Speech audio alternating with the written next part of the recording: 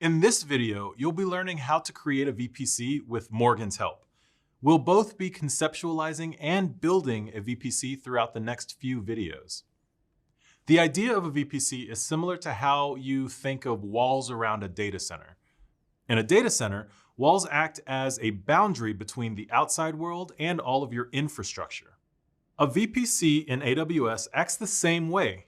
It creates a boundary where your applications and resources are isolated from any outside movement. So nothing comes into the VPC and nothing comes out of the VPC without your explicit permission. When you create a VPC, you have to declare two specific settings: the region you're selecting and the IP range for the VPC in the form of CIDR notation.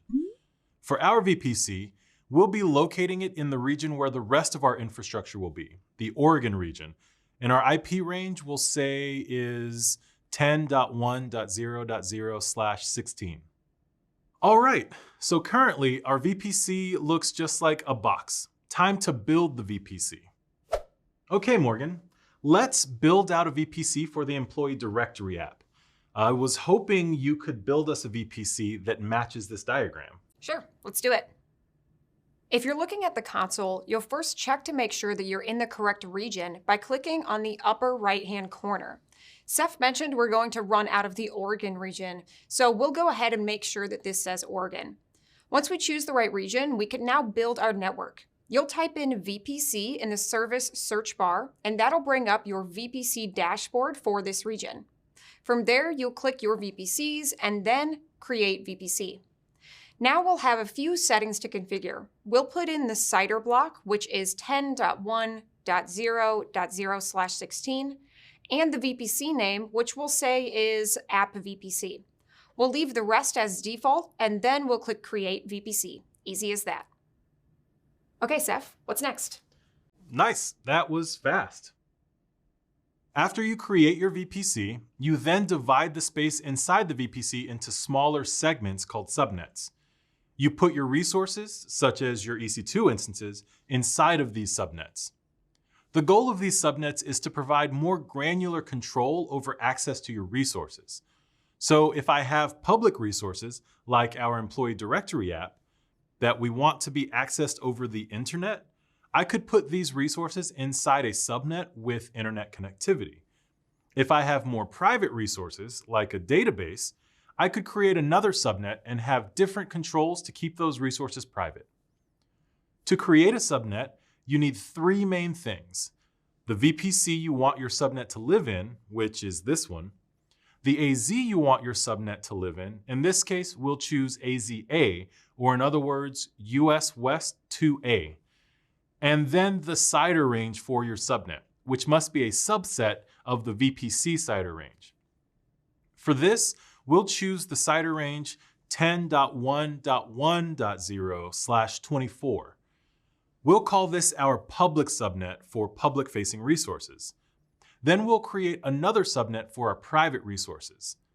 We'll place it in the same AZ, specify a different non-overlapping CIDR range, say 10.1.3.0/24, and then name it our private subnet. All right, now that we've got two subnets added to our VPC, it's time to put Morgan to the test again and have her build these out. And this time, I'm timing her. All right, we're on a time limit here, so let's create these subnets.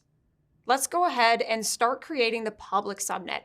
Back in the console, we'll click on Subnets in the side panel and then select Create Subnet. Then we'll select the VPC we're working with. In this case is App VPC. Once you do that, you'll be prompted to provide a name. We'll say this one is Public Subnet 1. Then we'll choose the AZ, which Seth mentioned was US West 2A, and then the CIDR range will be 10.1.1.0/24. We'll leave the rest as defaults, scroll down to the bottom, and click Add New Subnet. We'll now repeat the same steps for our private subnet. Give it a name, such as Private Subnet 1, put it in the same availability zone, US West 2A, and then type in the CIDR range, which is 10.1.3.0/24. Now we can click Create Subnet, and both subnets will be created. All right, Seth, what was my time? That was so fast that my watch didn't even register it. Okay, moving on. As we mentioned earlier, when you create a new VPC, all the resources you put in it are isolated and only have access to other resources in that VPC by default. For websites like our corporate directory application, we want users to access our site over the internet. To enable internet connectivity, we need a component called an internet gateway. Think of this gateway as similar to a modem. Just as a modem connects your computer to the internet gateway connects your VPC to the internet. When you create an internet gateway, you then need to attach it to your VPC. If you create an internet gateway and don't attach it, it won't do anything except sit there. Okay, Morgan, show us how it's done. Create an internet gateway and attach it to our VPC. Okay. Back in the VPC dashboard, you'll click on Internet Gateways on the side panel, then Create Internet Gateway. You'll give the Internet Gateway a name, and then click Create. On the Details page, you'll then select the Actions drop-down box and select Attach to VPC. Choose the app VPC we've been working with, and then click Attach. Okay, Seth, what's next? Sorry. I thought I'd have more time to drink my tea. So we have an internet gateway that we can use to allow access from the internet. But what if we had a VPC with all internal private resources that we want to reach only from our on-premises data center? If we only want traffic to flow between AWS and our data center, and we don't want to allow direct access from the internet, what do? Luckily, there's another gateway designed for this very purpose, called a Virtual Private Gateway, or VGW. It allows you to create a VPN connection between a private network, like an on-premises data center or internal corporate network, to your VPC. With the help of a VGW, you can establish an encrypted VPN connection to your private internal AWS resources. We won't be using a VGW for our application, but it's good to know. We'll talk more about that in an upcoming lesson. All right, so we have one VPC, 2 subnets, and an internet gateway. Now, every time you look at an architecture, you should begin to think, how do I make this better? You're not going to have all of the answers right away, but I do want you to take 10 seconds and think about some solutions.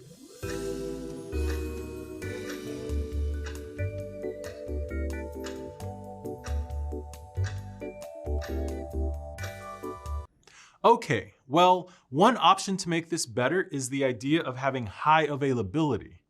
What that means is if this AZ goes down for whatever reason, what happens to our resources in that AZ? They go down too. So ideally, we would have resources in another AZ to take on the traffic coming to our application.